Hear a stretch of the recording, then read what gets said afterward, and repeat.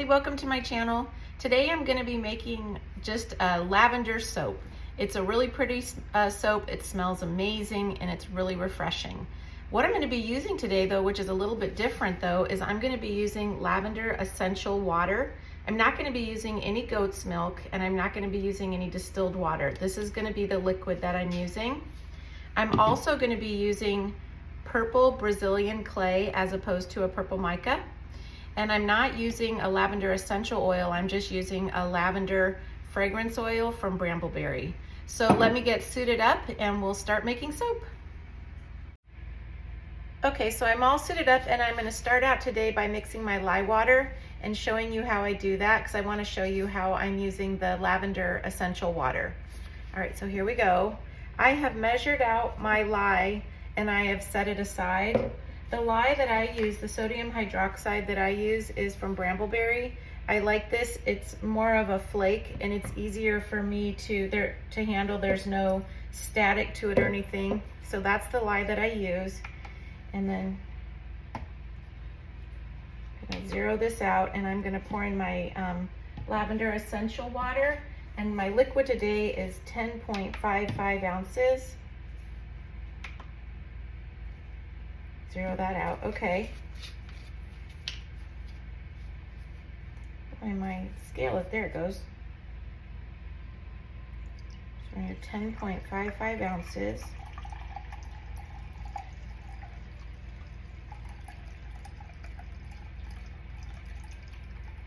I'm always really careful when it comes to lye. Lye is very caustic. It can do damage to your skin, it can hurt your eyes.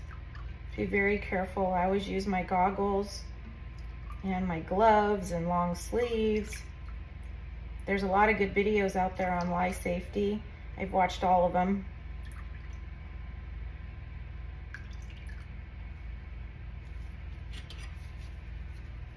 A little bit over.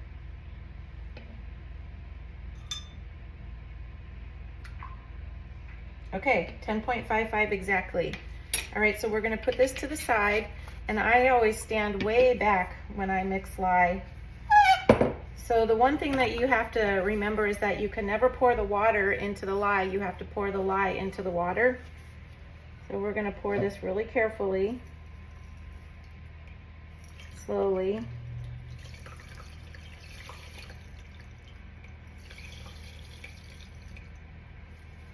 Get my spoon, mix this around. When you use the lavender water, it doesn't really get clear. It kind of gets milky, but that doesn't affect it. It works the same.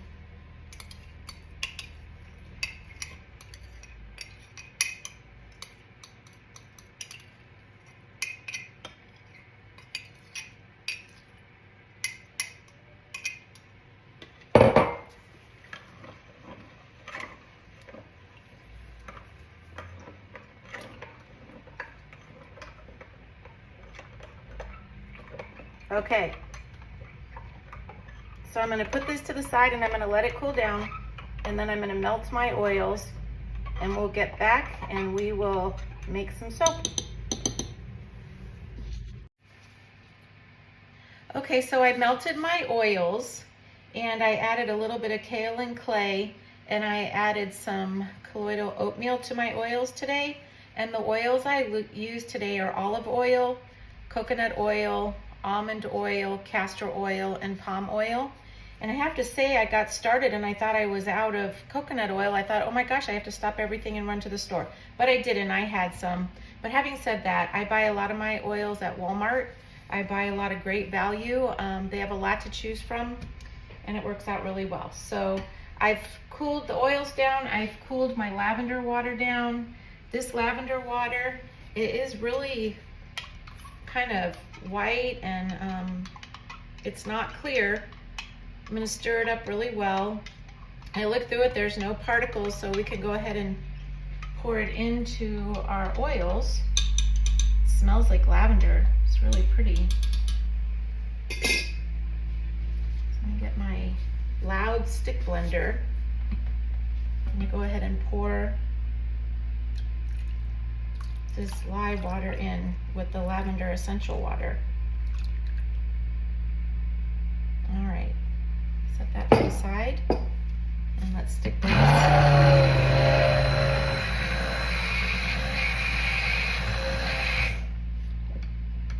I want to get this to a pretty good trace today. Get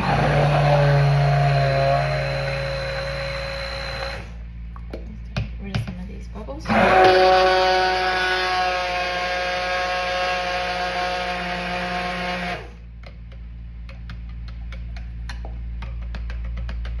Really mix that around.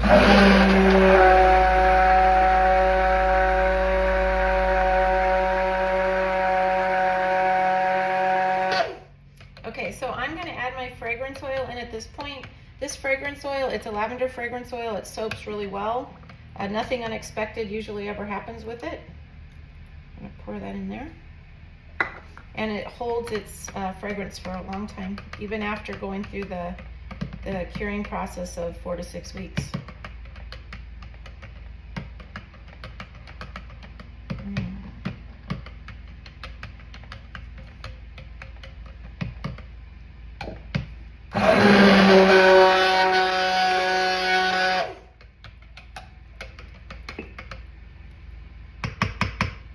Okay, so I'm going to pour some of this off, and that's what I'm going to mix the Brazilian clay in. Let's do a good amount. I mixed my Brazilian clay with a little bit of distilled water so I could move it around a little bit easier, mix it up a little bit easier. In there.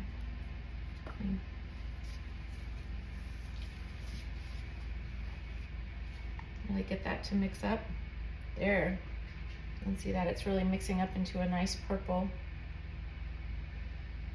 Might need a little bit more though.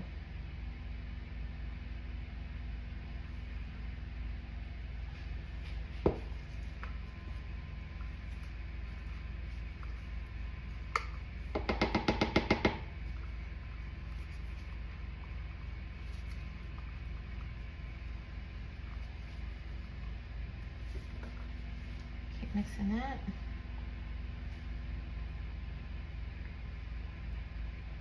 I don't know if I'm happy with that color. It's a little more gray.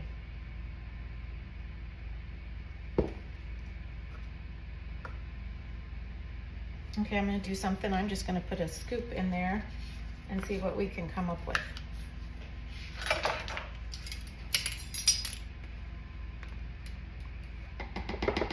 There we go.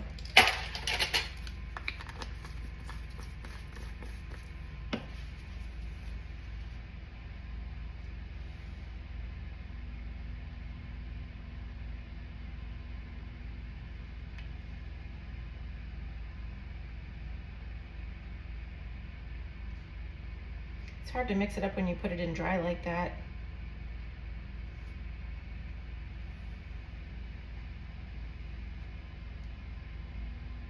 I think that's beginning to look really pretty.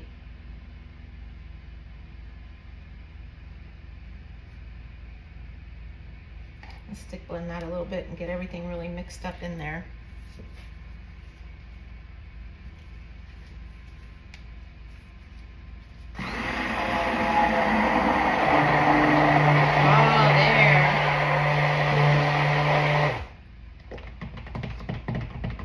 So once I put the stick blender in, it really brought up the purple color that I was looking for. I'll move this over so I can show you. Oh boy, that's so pretty. So this is the purple color that I was really looking for. All right, so we're gonna set this to the side. And then I decided that I don't really have a lot of good luck with titanium dioxide, but I wanted this to be a little bit lighter. So I bought some Snow White mica from Mad Micas, and I think I'm gonna try using that. I read the reviews, it had really good reviews. I said, see if I could get this base a little bit lighter. Use that.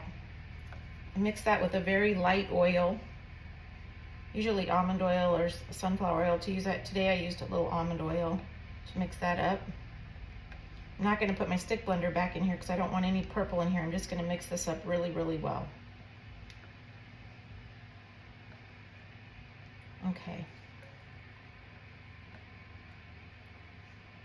This is at a really good trace. So I'm gonna go ahead and pour it into my mold. I'm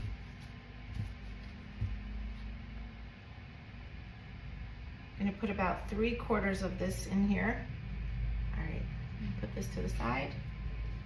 And then I'm going to start pouring in my purple. That came out so pretty. Do some figure eights, some circles. There we go.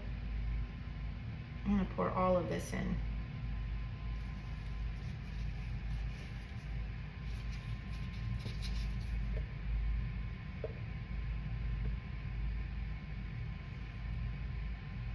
I was a little worried about that color, but it came out so pretty. So I'm going to use, instead of doing like a hanger swirl, I got these really cool glass stir sticks, and they've been creating really cool swirls. So I'm gonna do that today. Just kind of go around in a figure eight, like this. Push some of that up there.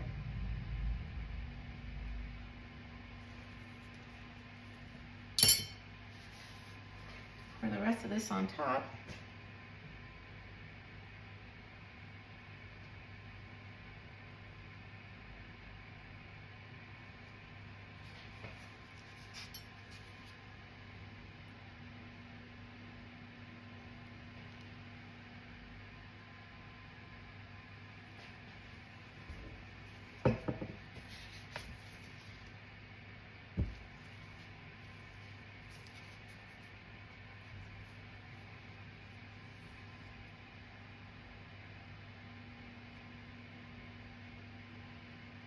So we can make a pretty design.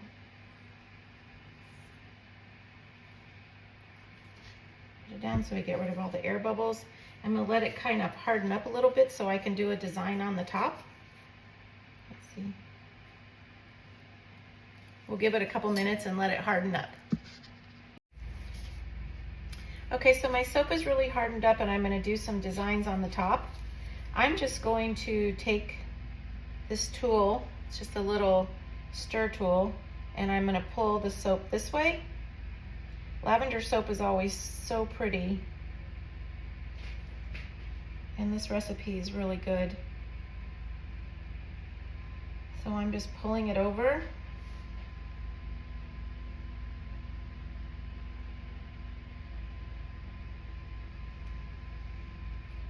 I just come back a little bit this way. That's pretty. Just let it fall over. I'm gonna sprinkle a little bit of lavender on top, not too much. But before I sprinkle the lavender, I'm going to spray it with the alcohol to prevent the soda ash. If you spray the alcohol on top of the lavender, it has a tendency to make the lavender turn brown. You don't want to do that. Come around here and wipe this off. The lavender that I'm using today, I bought on Amazon. I bought it a while ago and it still smells really good. It's really purple. So I'm going to use that and sprinkle just a little bit on the top, just to be pretty. Not a lot. A lot of times people don't really like too much on their soap. Okay, and I'm going to let that sit for 24 hours, and then I'm going to cut it and we're going to see what it looks like. All right, thank you. Okay, so it's been 24 hours and I have cut my soap. So let's see what it looks like, how it came out. There you go. That's really pretty. It's a really pretty swirl. This is what I use the glass stir stick. That came out really nice. All right, well, thank you for watching.